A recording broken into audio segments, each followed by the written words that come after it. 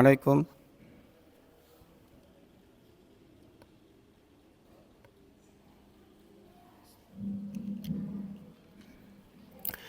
السلام عليكم ورحمة الله وبركاته. إن الحمد لله نحمده ونستعينه ونستغفره ونعوذ بالله من شرور أنفسنا ومن سيئات أعمالنا. من يهده الله فلا مضل له وما يضلل فلا هادي له. أشهد أن لا إله إلا الله وحده لا شريك له وأشهد أن محمدا عبده ورسوله. يا أيها الذين آمنوا اتقوا الله حق تقاته ولا تموتن إلا وأنتم مسلمون. يا أيها الناس اتقوا ربكم الذي خلقكم من نفس واحدة وخلق منها زوجها وبث منهما رجالا كثيرا ونساء واتقوا الله الذي تساءلون به والأرحام إن الله كان عليكم رقيبا. يا أيها الذين آمنوا اتقوا الله وقولوا قولا سديدا يصلح لكم أعمالكم ويغفر لكم ذنوبكم ومن يطع الله ورسوله فقد فاز فوزا عظيما. أما بعد. Jamaah kaum muslimin wal muslimat rahimani wa rahimakumullah. Alhamdulillah, di pagi hari yang mulia ini Allah Subhanahu wa taala masih berkenan memberikan kita kenikmatan yang begitu banyak, kenikmatan rasa aman, yang itu merupakan kenikmatan yang sangat luar biasa, yang sebagian saudara-saudara kita tidak mendapatkan nikmat tersebut.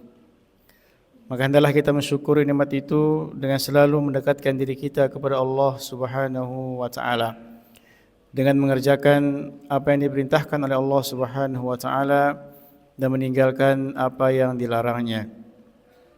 Kemudian salawat dan salam tak lupa kita aturkan untuk Nabi kita Nabi Muhammad sallallahu alaihi wasallam, kepada keluarga beliau, sahabat-sahabat beliau dan orang-orang yang setia mengikuti petunjuk beliau hingga akhir nanti.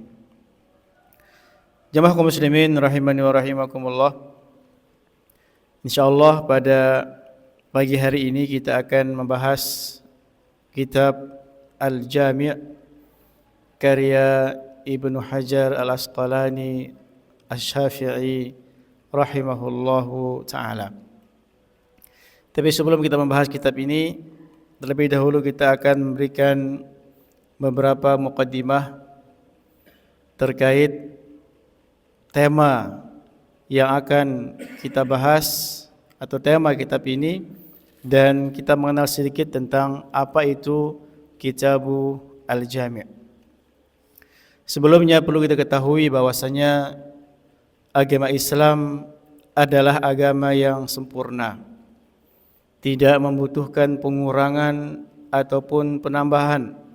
Allah Subhanahu wa taala berfirman, "Al-yawma akmaltu lakum dinakum wa atmamtu 'alaikum ni'mati wa raditu lakumul Islam madina." Pada hari ini telah kusempurnakan untuk kalian agama kalian, dan aku sempurnakan atas kalian nikmatku, dan aku ridha Islam sebagai agama kalian. Al-Quran surat Al-Ma'idah ayat yang ketiga. Jadi semua telah dijelaskan oleh Rasulullah sallallahu alaihi wasallam. Tidak ada sesuatu yang akan mendekatkan kita kepada Allah melainkan sudah dijelaskan oleh Rasulullah sallallahu alaihi wasallam. Sebagaimana sabda Rasulullah sallallahu alaihi wasallam, "Ma baqiya syai'un yuqarribu minal jannati wa yuba'idu minan nari illa wa qad buyyina lakum." Tidak ada sesuatu pun yang mendekatkan kepada surga Allah Subhanahu wa taala dan yang menjauhkan dari neraka Allah Subhanahu wa taala melainkan telah dijelaskan kepada kalian. Hadis riwayat At-Tabrani. Salman Al-Farisi radhiyallahu anhu, sahabat yang mulia, beliau pernah didatangi oleh orang-orang musyrik, dan orang itu mengatakan, "Qad 'allamakum nabiyyukum sallallahu alaihi wasallam kulla syai'in hatta al-qira'ah." apakah Nabi kalian sudah menjelaskan kepada kalian segala hal, segala sesuatu, sampai-sampai cara untuk cebok itu dijelaskan. Ukurannya itu adalah hal yang fitrah kita untuk cebok, ya. Dari buang air besar ataupun buang air kecil. Tapi begitu Islam itu sempurna, sampai hal itu pun dijelaskan oleh Rasulullah sallallahu alaihi wasallam. Dan itulah yang diherankan oleh orang-orang musyrik. Kemudian Salman Al-Farisi mengatakan, ajal laqad nahana an nastaqbilal qiblata li gha'itin aw baulin aw an nastanjiya bil yamini aw an nastanjiya bi aqalla min 3 ahjarin aw an nastanjiya bi raji'in aw bi 'azmin. Rawahu Muslim. Jawaban Salman Al-Farisi, beliau mengatakan benar. Semua sudah dijelaskan oleh Rasulullah sallallahu alaihi wasallam. Sampai-sampai adab dalam cebok pun dijelaskan oleh Rasulullah sallallahu alaihi wasallam. Beliau melarang kami menghadap kiblat ketika buang air besar atau ketika buang air kecil. Beliau juga melarang untuk cebok menggunakan tangan kanan. Atau kalau kita ingin istijmar, cebok menggunakan selain air, menggunakan tisu atau menggunakan batu, maka tidak boleh kurang dari 3. Dan Nabi juga melarang daripada cebok menggunakan kotoran hewan atau menggunakan tulang hewan. Hadis riwayat Muslim. Semuanya sudah dijelaskan oleh Rasulullah sallallahu alaihi wasallam. Sehingga Islam itu datang bukan hanya menjelaskan bagaimana hubungan kita dengan Allah Subhanahu wa taala. Lebih dari itu, Islam datang menjelaskan bagaimana kita memperbaiki hubungan kita dengan Allah. Juga Islam itu datang untuk memperbaiki hubungan kita dengan sesama. Itulah yang dinamakan dengan akhlak, adab dan akhlak. Nabi sallallahu alaihi wasallam bersabda dalam sebuah hadis, di situ beliau menjelaskan bahwasanya Islam itu sempurna. Islam ini menjelaskan segala hal, hubungan kita dengan Allah dan hubungan dengan sesama. Di antaranya sabda Nabi sallallahu alaihi wasallam yang diriwayatkan oleh At-Tirmidzi rahimahullah, ittaqillaha haitsuma kunta wa atbi'is sayyi'atal hasanata tamhuha wa khaliqin nasa bi khuluqin hasanin. Bertakwalah kepada Allah Subhanahu wa taala dimanapun engkau berada. Dimanapun kita berada, kapanpun kita berada, maka hendaklah kita bertakwa kepada Allah Subhanahu wa taala. Takwa adalah kita mengerjakan perintah Allah dan meninggalkan larangan Allah. Ini adalah apa? Takwa ini memperbaiki hubungan kita dengan siapa? Dengan Allah Subhanahu wa taala. Wa atbi'is sayyi'atal hasanata tamhuha. Iringilah perbuatan buruk dengan kebaikan. Niscaya kebaikan tersebut akan menghapus dosa yang sudah kita kerjakan. Ini adalah hubungan kita sendiri, bagaimana cara kita menyelamatkan diri kita sendiri. Kalau kita berdosa, maka iringilah dengan kebaikan. Kalau kita melakukan dosa, kerjakan amalan-amalan yang mendatangkan pahala, supaya pahala-pahala tersebut menenggelamkan dosa yang sudah kita dapatkan. Kemudian terakhir Nabi sallallahu alaihi wasallam bersabda, "Wa khaliqin nasa bi khuluqin hasanin." Dan bergaullah dengan manusia dengan akhlak yang mulia. Ini adalah tentang motivasi untuk berakhlak yang mulia, berakhlak yang baik, dan ini merupakan hubungan, bagaimana cara memperbaiki hubungan kita dengan sesama. Jadi Islam sudah disebutkan, Islam sudah menyebutkan segalanya. Bahkan Nabi sallallahu alaihi wasallam dalam hadis yang khusus beliau bersabda, innama bu'ithu liutammima makarimal akhlak. Sesungguhnya aku diutus oleh Allah Subhanahu wa taala untuk menyempurnakan akhlak-akhlak yang mulia. Sebagian orang beranggapan bahwasanya Islam itu hanya bagaimana kita beribadah kepada Allah, bagaimana kita salat, bagaimana kita puasa. Dia lupa ternyata Islam juga membahas tentang adab dan akhlak. Sehingga para ulama mengatakan salah satu hikmah salat berjamaah supaya kita bisa bergaul dengan baik dengan sesama kita di masjid. Padahal logikanya, secara logika ya, kita sholat di rumah itu lebih baik. Logika ini, kita bukan berbicara dengan dalil, dengan logika. Kalau kita sholat di rumah, insya Allah sepertinya kita lebih khusyuk di situ. Sendirian, di kamar sendirian, itu lebih tenang, kita lebih mudah untuk mendatangkan kekhusyuan. Yang kedua, jauh dari riya. Jauh dari riya kalau kita sholat sendirian di rumah. Tapi Islam tetap memerintahkan kita untuk sholat berjamaah di masjid. Bahkan sebagian ulama berpendapat bahwasanya sholat berjamaah itu hukumnya wajib. Sekalipun jumhur ulama, mayoritas ulama berpendapat bahwasanya sholat itu hukumnya sunnah. Tapi sebagian ulama mengatakan hukumnya adalah wajib. Kenapa? Di situ ada rahasia supaya kita bisa bertemu dengan saudara-saudara kita. Supaya kita bisa bergaul dengan saudara-saudara kita. Supaya kita bisa mengetahui bagaimana keadaan saudara kita. Itu kembalinya kepada adab dan akhlak. Sehingga Islam memberikan keutamaan khusus untuk akhlak yang mulia.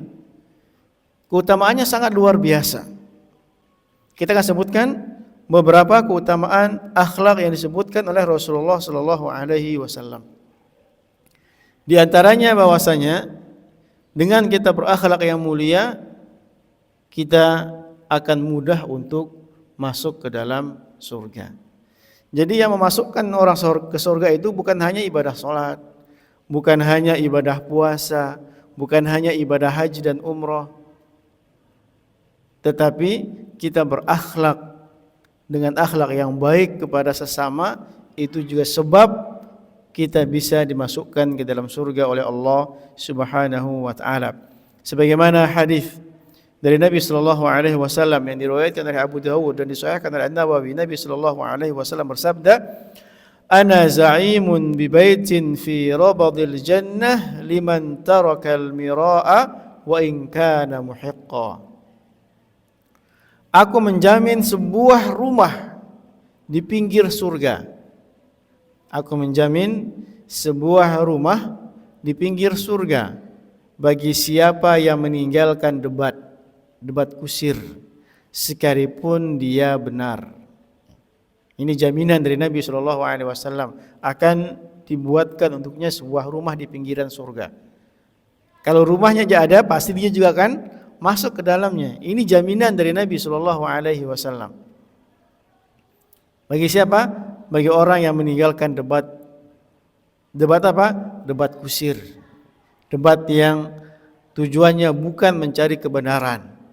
Debat yang tujuannya untuk menang-menangan, bukan mencari kebenaran. Sekalipun dia benar.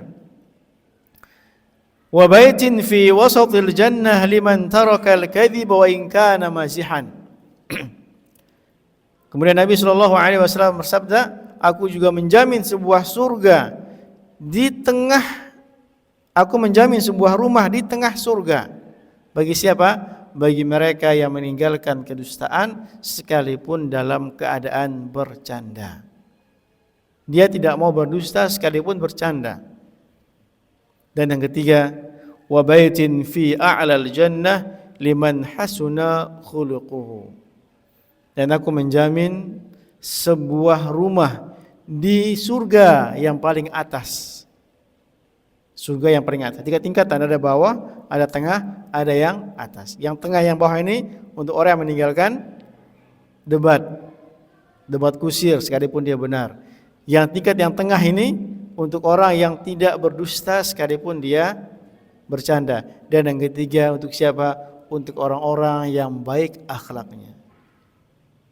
Ini adalah keutamaan yang sangat luar biasa. Di hadis yang lain, Nabi SAW ditanya tentang perkara-perkara yang banyak memasukkan orang ke dalam surga. Beliau mengatakan, taqwallahi wa husnul khuluq. Yang banyak memasukkan orang ke dalam surga adalah takwa kepada Allah Subhanahu wa taala dan akhlak yang mulia, akhlak yang baik. Dan beliau juga ditanya tentang sebab perkara-perkara yang banyak memasukkan orang ke dalam neraka. Beliau mengatakan al-famu wal faraj. Banyak yang menyebabkan orang masuk surga adalah sebabnya apa? Sebabnya karena sebab lisannya dan karena kemaluannya. Hadis riwayat Tirmizi. Keutamaan yang kedua adalah dengan kita berakhlak yang mulia, maka Allah Subhanahu wa taala akan mencintai kita. Semua orang mengatakan cinta kepada Allah Subhanahu wa taala. Tapi apakah Allah cinta kepada dia? Semua orang bisa mengaku cinta kepada Allah, cinta kepada Nabi. Tapi yang terpenting adalah apakah Allah cinta kepada kita? Apakah Nabi Muhammad SAW cinta kepada kita? Kalau kita memang benar cinta kepada Allah Subhanahu wa taala, maka kita harus berusaha bagaimana Allah Subhanahu wa taala mencintai kita. Salah satu cara agar Allah Subhanahu wa taala mencintai kita adalah dengan cara berakhlak yang mulia. Berbuat baik kepada sesama. Di dalam Al-Qur'an Al-Baqarah ayat 195 Allah Subhanahu wa taala berfirman, "Wa anfiqu fi sabilillahi wa la tulqu bi aydikum ila tahlukah wa ahsinu innallaha yuhibbul muhsinin." Dan berinfaklah di jalan Allah Subhanahu wa taala. Dan janganlah kalian melempar diri kalian kepada kebinasaan. Wa ahsinu, dan berbuat baiklah. Innallaha yuhibbul muhsinin. Sesungguhnya Allah Subhanahu wa taala mencintai orang-orang yang berbuat baik. Di antara adab dan akhlak adalah bersabar. Allah berfirman, wallahu yuhibbus sabirin. Sesungguhnya Allah Subhanahu wa taala mencintai orang-orang yang bersabar. Dan Nabi sallallahu alaihi wasallam ditanya, "Faman ahabbu ibadillahi ilallah?" Hamba yang paling dicintai oleh Allah Subhanahu wa taala, siapa hamba yang paling dicintai oleh Allah Subhanahu wa taala? Apakah Nabi mengatakan orang yang paling banyak salatnya, orang yang sering pergi haji dan umrah? Jawaban Nabi sallallahu alaihi wasallam adalah ahsanuhum khuluqa. Hamba yang paling dicintai oleh Allah Subhanahu wa taala adalah orang yang paling baik akhlaknya. Itu yang kedua. Yang ketiga, keutamaan akhlak yang mulia adalah dengan akhlak yang mulia maka Nabi sallallahu alaihi wasallam akan mencintai kita. Bukan sekedar itu, kelak di akhirat orang-orang yang memiliki akhlak yang mulia akan dekat duduknya dengan Nabi sallallahu alaihi wasallam. Akan dekat tempat tinggalnya dengan Nabi sallallahu alaihi wasallam di dalam surga. Jadi para ulama sahabat dahulu, cita-cita tertinggi mereka adalah bagaimana mereka bisa bersama Nabi sallallahu alaihi wasallam di dalam surga. Ada salah seorang sahabat yang bernama Ka'ab Rabi'ah, ya, nama beliau Rabi'ah bin Ka'ab al-Aslami. Beliau ini sering membantu Nabi sallallahu alaihi wasallam. Beliau memenuhi kebutuhan Nabi sallallahu alaihi wasallam. Ketika Nabi butuh air wudu, beliau siapkan air wudu Nabi sallallahu alaihi wasallam. Beliau butuh apapun, maka dia sigap untuk membantu Nabi sallallahu alaihi wasallam. Karena melihat kesungguhan Rabi'ah ini, maka Nabi sallallahu alaihi wasallam memberikan beliau tawaran. Apa tawarannya? Mintalah. Silakan minta apa saja. Ya Rabi'ah sal, wahai Rabi'ah mintalah. Maka Rabi'ah berpikir, ini nyuruh saya minta ini bukan sembarangan orang, tapi Nabi Muhammad sallallahu alaihi wasallam. Dan untuk kita ketahui bahwasanya Rabi'ah ini bukan sahabat yang kaya, bukan sahabat yang kaya, tetapi beliau termasuk sahabat yang miskin. Beliau sahabat yang tinggal di emperan Masjid Nabawi zaman Nabi sallallahu alaihi wasallam. Ketika Nabi bersabda kepada beliau, mintalah, beliau berpikir, apa yang selalu saya minta? Ini tumben-tumben ditawari oleh Nabi sallallahu alaihi wasallam. Beliau berpikir, apa yang akan saya minta? Beliau katakan, wahai Rasulullah, tangguhkan waktu saya berpikir dulu. Beliau mikir, akhirnya beliau mengambil keputusan. Beliau mengatakan, kalau saya minta harta, saya miskin sekarang ini, tapi kalau saya minta harta, minta rizki, minta makan, kan makan sudah ditanggung oleh Allah Subhanahu wa taala. Ngapain saya minta kepada Nabi sallallahu alaihi wasallam? Kalau masalah dunia ini akan sirna. Kita akan meninggal. Kenapa saya harus minta kepada Nabi sallallahu alaihi wasallam? Maka beliau bertekad untuk minta sesuatu yang bermanfaat untuk beliau kelak di akhirat. Keesokan harinya beliau bertemu dengan Nabi sallallahu alaihi wasallam. Nabi mengatakan lagi, apakah engkau sudah mengambil keputusan wahai Rabi'ah? Apa yang kau minta? Beliau mengatakan, as'aluka murafaqataka fil jannah. Wahai Rasulullah, saya minta supaya saya bisa bersamamu kelak di surga. Itu yang diminta oleh Rabi'ah radhiyallahu anhu. Padahal di dunia beliau sudah bersama Nabi sallallahu alaihi wasallam. Kemudian kelak di akhirat di surga, beliau juga ingin bersama Nabi sallallahu alaihi wasallam. Nah, kita di dunia belum pernah melihat Nabi sallallahu alaihi wasallam, tidak hidup bersama Nabi sallallahu alaihi wasallam. Maka jangan sampai di akhirat kita juga tidak bertemu dengan Nabi Muhammad sallallahu alaihi wasallam. Semoga Allah Subhanahu wa taala mengumpulkan kita dengan Nabi Muhammad sallallahu alaihi wasallam. Salah satu usaha kita untuk bisa bersama Nabi sallallahu alaihi wasallam, bahkan dekat dengan Nabi sallallahu alaihi wasallam kelak di dalam surga, adalah dengan berakhlak yang mulia. Nabi sallallahu alaihi wasallam bersabda di hadis yang diriwayatkan oleh Tirmidzi, disahihkan oleh Syekh Al-Albani, Nabi bersabda, "Inna min ahabbikum ilayya wa aqrabikum minni majlisan yaumal qiyamah ahasinakum akhlaqa." Sesungguhnya di antara orang yang paling aku cintai di antara kalian, dan di antara orang yang paling dekat majelisnya denganku kelak di hari kiamat, siapa mereka? Ahasinahum akhlaqa. Orang yang paling baik akhlaknya. Itulah orang yang dicintai oleh Nabi Muhammad sallallahu alaihi wasallam. Itulah orang yang paling dekat kedudukannya dengan Nabi sallallahu alaihi wasallam. Kemudian di antara keutamaan akhlak yang mulia adalah ternyata akhlak mulia memiliki bobot yang cukup berat di timbangan amal ibadah kita. Di antara keyakinan Ahlussunnah bahwasanya kelak di akhirat itu ada namanya al-mizan. Mizan itu apa? Timbangan untuk menimbang amal ibadah kita. Kalau amal ibadah kita berat, maka potensi untuk masuk ke dalam surga itu lebih besar. Tapi kalau keburukannya lebih berat, maka kemungkinan masuk neraka itu juga ada. Untuk memberatkan amal ibadah kita, salah satu caranya adalah dengan berakhlak yang mulia. Dan bobotnya sangat tinggi, sangat berat. Nabi sallallahu alaihi wasallam bersabda, "Ma min syai'in athqalu fil mizani min husnil khuluq." Tidak ada sesuatu yang lebih berat di timbangan kelak di hari kiamat dibandingkan dengan akhlak yang mulia. Luar biasa ini.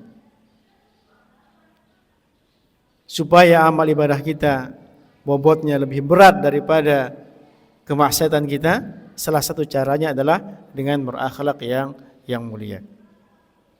Kemudian keutamaan yang kelima adalah akhlak yang mulia sebab kita mendapatkan derajat yang tinggi di sisi Allah Subhanahu wa taala dan juga di dunia. Di akhirat kita akan mendapatkan derajat yang tinggi. dan di dunia juga kita akan mendapatkan derajat yang tinggi.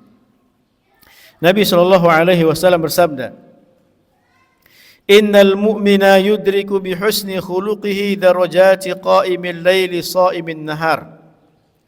Sesungguhnya seorang mukmin bisa menggapai pahala atau derajat orang yang salat malam dan orang yang puasa di siang hari.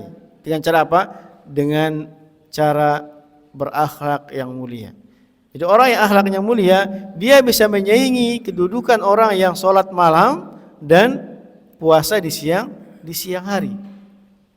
Di hadis yang lain Nabi SAW bersabda, Innal muslimal musaddada la yudriku darajata as-sa'imil qawwam bi ayatillahi azza wa jalla likarami dharibatihi wa husni khuluqihi. Sesungguhnya seorang muslim itu dia bisa menggapai derajat sama derajatnya, menyusul derajatnya orang yang puasa di siang hari, orang yang sholat malam di malam hari dengan apa?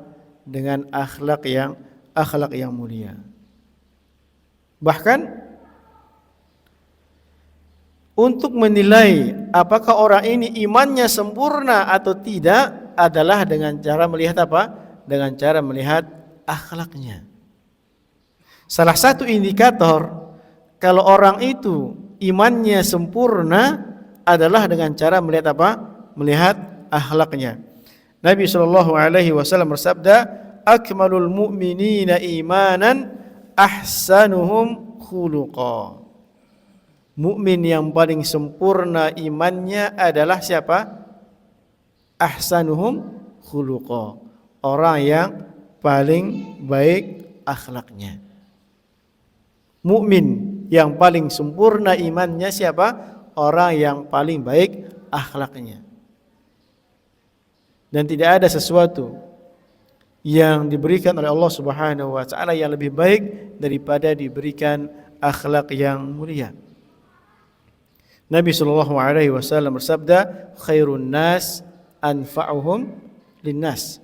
Sebaik-baik manusia adalah yang bermanfaat untuk orang lain. Khairun nas, dalam hadis yang lain, khairukum man at'ama at-ta'am wa radda salam.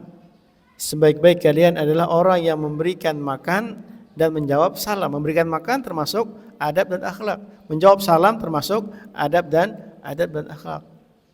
Nabi mengatakan khairukum man at'ama at-ta'am wa radda salam. Di hadis yang lain, khairukum li ahlihi wa ana khairukum li ahli. Sebaik-baik kalian adalah yang paling baik kepada keluarganya dengan adabnya, dengan akhlaknya, dengan perhatiannya. Dan Nabi mengatakan, dan aku adalah orang yang paling baik di dalam keluargaku. Itu beberapa keutamaan adab dan akhlak di dalam Islam. Supaya kita jangan menjadikan adab akhlak ini juga menyampingkan adab dan akhlak dalam Islam. Karena Islam memberikan perhatian khusus untuk masalah adab dan akhlak. Sehingga para ulama faham masalah ini. Mereka faham masalah ini dan mereka pun membuat karya-karya khusus yang berkaitan dengan adab dan akhlak. Dari zaman dulu. Misalkan ada namanya kitab Al-Adabul Mufrad. Ini kitab yang masyhur ya. Kitab apa? Al-Adabu Al-Mufrad. Ini karya siapa? Karya Al-Imam Al-Bukhari. Jadi Imam Bukhari itu bukan hanya memiliki kitab Sahih Bukhari, tapi beliau juga memiliki kitab apa? Kitab Al-Adabu Al-Mufrad, hadis-hadis yang berkaitan tentang adab dan akhlak. Imam Bukhari ini wafat tahun 256. Berarti kitab ini sudah 1200 sekian tahun yang lalu sudah ditulis tentang adab dan akhlak. Ada juga kitab namanya Akhlaqul Ulama, membicarakan khusus tentang akhlak ulama, akhlak para penuntut ilmu.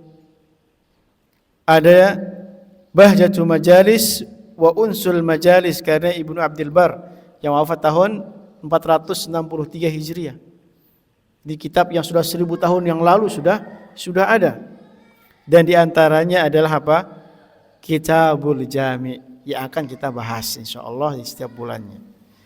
Kitabul Jami' karya Ibnu Hajar Al-Asqalani rahimahullahu taala yang wafat tahun 852 Hijriah.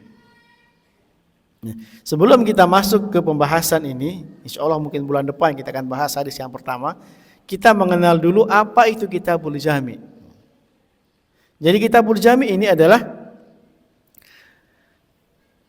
bagian akhir dari kitab Bulughul Maram. Jadi Ibnu Hajar ini punya sebuah kitab. Beliau menghimpun hadis-hadis masalah hukum, masalah fikih.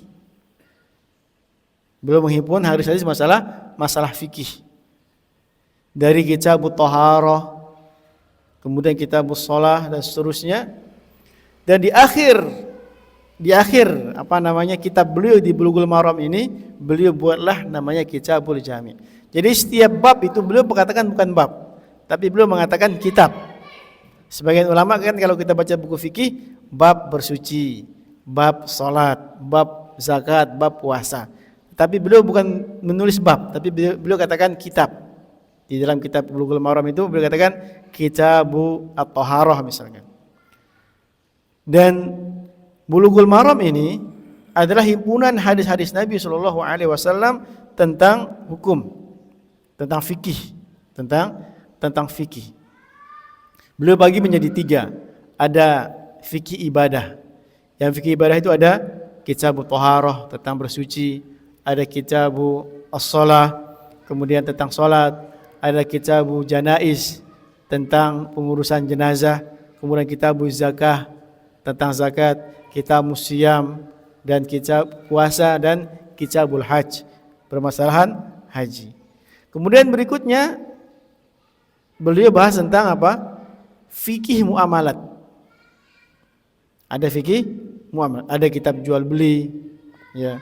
Ada masalah pernikahan, ada masalah jihad dan seterusnya. Dan terakhir beliau sebut dengan Kitabul Jami'. Apa di Kitabul Jami' ini yang menghimpun? Di sini ada beberapa pembahasan.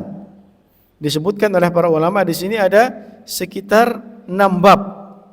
Di Kitabul Jami' ini ada 6 bab. Bab pertama itu tentang adab. Tentang adab yang terdiri dari 16 hadis.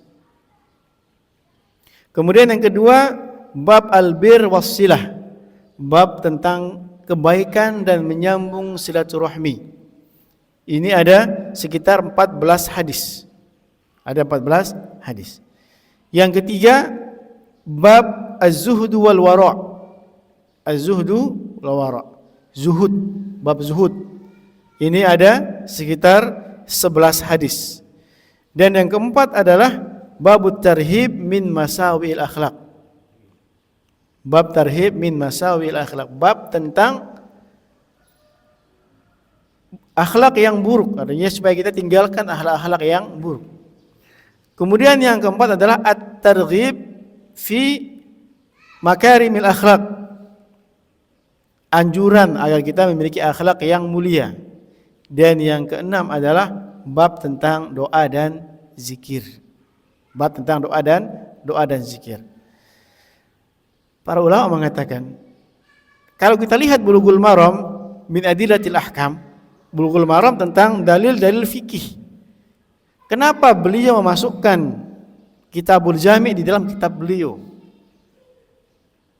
Kenapa beliau masukkan masalah adab, akhlak, zuhud, wara ke dalam kitab tentang fikih?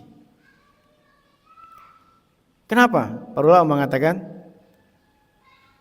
supaya setelah orang membaca masalah fikih, punya keilmuan masalah fikih, maka dia harus memiliki adab dan akhlak. Supaya jangan dia sombong, jangan dia merasa bangga sudah belajar fikih semuanya dari kitab Thaharah sampai kitabul Itqi, sudah banyak bab yang dia hafal, banyak bab fikih yang dia kuasai. Beliau memberikan seakan-akan beliau memberikan isyarat bahwasanya setelah kita belajar, maka kita harus memiliki akhlak yang baik, memiliki adab yang baik. Karena ilmu yang tidak dibarengi dengan akhlak ketika didakwahkan sulit diterima oleh orang lain. Seperti yang kita ketahui bersama bahwasanya orang-orang yang menyebarkan agama Islam dari Jazirah Arab ke sini, katanya bukan ulama, begitu ya di sejarahnya.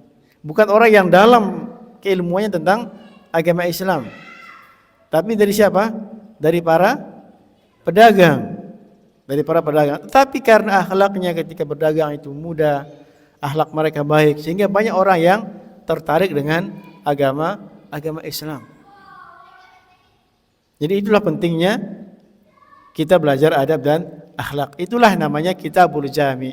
Jadi Kitabul Jami itu bukan kitab khusus, ya, bukan kitab khusus yang ditulis oleh Ibnu Hajar Al-Asqalani rahimahullahu taala. Tetapi ini adalah bagian akhir dari kitab Bulughul Maram. Dan Bulughul Maram kitab sangat luar biasa. Kitab fikih yang sangat luar biasa, ini dipelajari di pondok-pondok pesantren, dipelajari di kampus-kampus juga dipelajari, yang menghimpun hadis-hadis saja. Hanya hadis isinya. Seperti kitab Arba'in Nawawiyah misalkan, itu ada hadis 42 hadis yang ditulis oleh Al-Imam An-Nawawi rahimahullahu taala. Dan Ibnu Hajar memiliki sebuah karya yang namanya Bulughul Maram yang menghimpun tentang hadis-hadis masalah fikih. Hadis-hadis masalah fikih. Dan di akhirnya ada Kitabul Jami. Jadi itu Kitabul Jami, bukan kitab khusus. Tapi para ulama memberikan perhatian juga terhadap Kitabul Jami. Ada ulama yang mereka khusus membahas, mensyarah tentang Kitabul Jami ini. Di samping mereka membahas masalah bab-bab sebelumnya, mereka juga membahas masalah adab dan akhlak yang ada di dalam Kitabul Jami. Itu dia yang berkaitan dengan sedikit tentang Kitabul Jami yang akan kita bahas. Mungkin sedikit, sekitar 5-10 menit kita kenal sedikit siapa Ibnu Hajar itu. Kita mengenal siapa Ibnu Hajar. Jadi Ibnu Hajar, nama beliau adalah Ahmad bin Ali.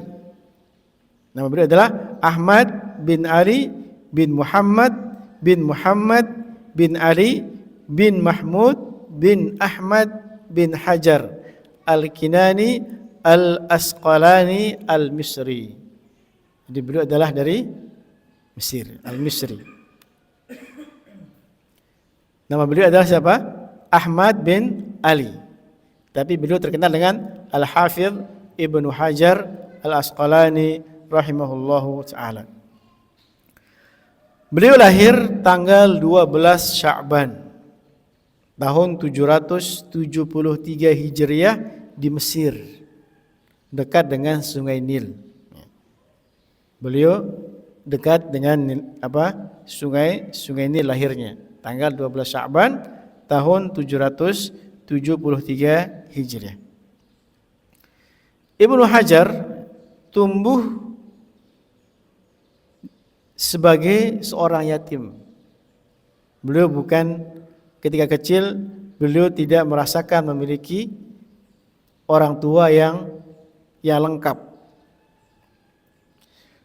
Ayah beliau meninggal ketika beliau berumur 4 tahun. Ayah beliau meninggal ketika beliau berumur 4 tahun. Dan ibu beliau meninggal ketika beliau masih balita. Jadi sudah kehilangan ibu dan bapak. Dan ayah beliau mewasiatkan kepada saudara beliau yang bernama Abu Bakar Muhammad bin Ali bin Ahmad Al-Kharabi untuk mendidik dan membesarkan Ibnu Hajar Al-Asqalani rahimahullahu ta'ala. Semasa kecil beliau diserahkan seperti kalau sekarang kita seperti TPA, kutab itu seperti TPA, beliau ngaji di situ. Dan pada umur 11 tahun beliau pergi melaksanakan ibadah haji. Umur 11 tahun beliau pergi melaksanakan ibadah haji. Dan beliau memiliki kepintaran yang sangat luar biasa. Sehingga di umur 12 tahun beliau sudah menjadi imam. umur 12 tahun beliau sudah menjadi imam. Beliau belajar di Mekah ya, dan di sekitar Mekah beliau belajar disiplin-disiplin ilmu yang sangat banyak. Beliau menghafal kitab-kitab para ulama. Disebutkan ketika beliau berada di Mekah, beliau minum Zam-Zam. Beliau minum Zam-Zam. Jadi Zam-Zam ini bukan minuman biasa. Nabi SAW bersabda, "Ma'u Zam-Zam lima syuribalahu." Air Zam-Zam itu tergantung niat orang yang meminumnya. Niat orang yang meminumnya. Jadi sebelum kita minum Zam-Zam itu kita berdoa. Kita ingin jadi apa? Untuk mendapatkan apa? Dikatakan bahwasanya ketika Ibnu Hajar minum air Zam-Zam di Mekah ketika beliau haji itu, beliau berdoa supaya diberikan kekuatan hafalan seperti Al-Imam Az-Zahabi. Beliau memiliki apa? Beliau berdoa supaya memiliki hafalan seperti Al-Imam Az-Zahabi. Dan ternyata Allah Subhanahu wa taala kabulkan doa beliau. Bahkan ketika beliau saking tawaduknya beliau pernah ditanya, "Siapa yang lebih alim, apakah engkau atau Imam Az-Zahabi?" Beliau tidak mau jawab. Beliau yang mengatakan, "Wala tuzakku anfusakum." Janganlah kalian sucikan diri kalian. Jangan kalian mengatakan kalian lebih daripada orang lain. Ibnu Hajar Al-Asqalani rahimahullahu taala, beliau adalah selain memiliki ilmu, beliau juga adalah orang ahli ibadah. Di malam hari beliau salat, di siang harinya beliau berpuasa. Bahkan disebutkan beliau itu puasa Daud. Puasa Daud. Puasa sehari, sekarang puasa hari ini, besok berbuka. Lusa puasa lagi. Ya. Beliau puasa Daud. Dan beliau sering khatam Quran. Rajin membaca Al-Quran. Bukan hanya membaca Al-Quran di bulan Ramadan, tapi setiap hari beliau membaca. Saking pintarnya beliau ini, alimnya beliau ini, beliau sudah ditunjuk menjadi hakim. Beliau ditunjuk menjadi hakim, qadhi. Di umur berapa? Di umur 21 tahun. Berarti belum lulus S1 mungkin. 21 tahun beliau sudah ditunjuk untuk menjadi hakim. Disebutkan bahwasanya beliau memiliki karya sekitar 270 kitab. Beliau memiliki karya 270 kitab dan beliau mulai menulis ketika beliau berumur 23 tahun. Umur 23 tahun beliau sudah mulai menulis. Di antara karya beliau adalah Fathul Bari itu, syarah Sahih Bukhari. Beliau Ibnu Hajar ini adalah orang yang memiliki akhlak yang mulia. Beliau dicintai bukan saja orang muslim, orang kafir pun senang dengan beliau. Dengan akhlak beliau yang sangat luar biasa. Makanya ketika beliau meninggal, itu yang mengiringi jenazah beliau itu bukan hanya orang di kampung beliau, bukan hanya orang muslim. Disebutkan bahwasanya yang mengiringi jenazah beliau sekitar 50.000 orang. Yang mengiringi jenazah beliau sekitar 50.000 orang. Berapa banyak 50.000 orang ini? Ini menunjukkan beliau itu diterima oleh masyarakat beliau. Beliau adalah orang yang baik. Bayangkan 50.000 orang yang menghadiri untuk mengantarkan jenazah beliau ke kuburan. Beliau meninggal pada tahun 852 Hijriah. Umur beliau sekitar 79 tahun. Umur beliau 79 tahun. Allah berikan beliau umur yang panjang dan Allah berikan beliau keberkahan di dalam umur beliau sampai ratusan karya beliau. Dan sekarang kita baca kitab beliau. Setiap kita baca kita katakan doakan bil rahimahullah. Berkata muallif rahimahullah, kita berdoa supaya Allah Subhanahu wa taala merahmati beliau. Ini adalah amal jariah beliau, ya. Bukan hanya kita yang membaca, tapi banyak orang sedunia ini membaca kitab beliau. Ini dia singkatnya tentang Ibnu Hajar Al-Asqalani rahimahullahu taala. Insyaallah di pertemuan berikutnya kita akan masuk ke hadis yang pertama. Insyaallah hadis yang pertama. Kemungkinan mungkin kita usahakan satu hadis mungkin satu pertemuan, atau mungkin ada satu hadis itu akan membutuhkan beberapa kali pertemuan. Demikian wallahu taala a'la wa a'lam. Ada pertanyaan? Sepertinya cukup.